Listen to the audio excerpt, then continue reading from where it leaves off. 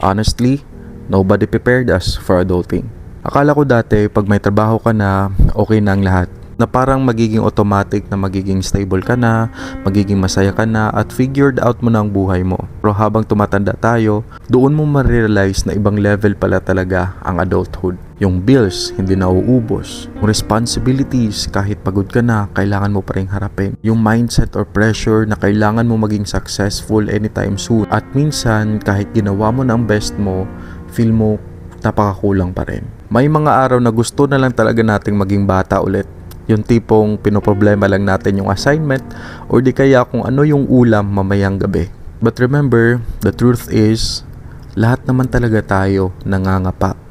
Maiba lang na mas magaling silang magtago ng mga pressure nila sa buhay. There are some people who look okay online, pero kung mag-isa na lang sila, napapagod din pala. So if you are feeling lost, pressured, or tired lately, remember, hindi ka nag-iisa. Adulting is hard.